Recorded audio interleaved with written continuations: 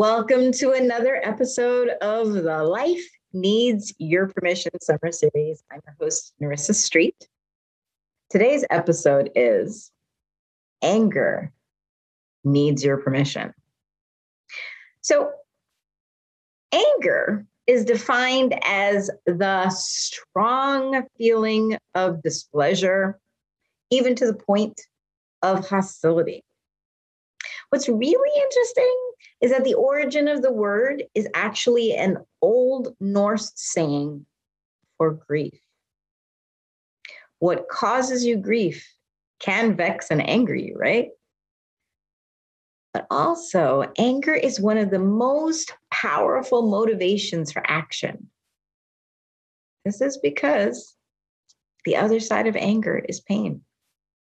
We may endure pain, but it's when the pain vexes us enough, that's when we're moved to action. That feeling of, I don't deserve this, or enough, that is what moves us. It is the anger that rises up that calls for relief. Anger needs a safe place in your heart and in your soul, so that you can mature emotionally. You need to have a good relationship with your anger so that it can be expressed in a way that serves you. As good people, as leaders, as nurturers, as those who care for others, people who rely on others, people who are relying on you, when you feel that, you may have felt that your anger didn't have a valid purpose or a valid place to be expressed. That means that your pain couldn't be relieved either. Have you ignored your anger to be the bigger person? Or have you put aside your pain because you were strong enough to endure it? Each time you do that, you betray yourself. You abandon your truth for the outer illusion of peace. It's been said that when you ignore conflict, you begin the war inside yourself. So here's your practice. Grab a journal.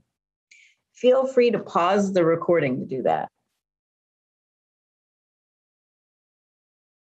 Got it? So write down these questions that I will ask and be real about the answers. If something heavy comes up for you, seek professional help or talk to a friend. Because anger that is hidden becomes an illness. Here are your questions. In the past, where has my anger threatened my survival? Where has my anger cost me someone's love? What does my anger tell me about why I feel powerless? When did I last feel guilty about my anger? What loss have I stopped myself from grieving? What pain, regret, or disappointment am I ignoring? And the last question is, what story does my culture have about angry people? These questions should help you look at anger in a more authentic way. And I want you to create a safe space of compassion for yourself when you're angry. Then you can see the truth about what pain you need to relieve, then release. Your anger needs your permission. Subscribe to this podcast so you don't miss an episode. Like and share it with your friends.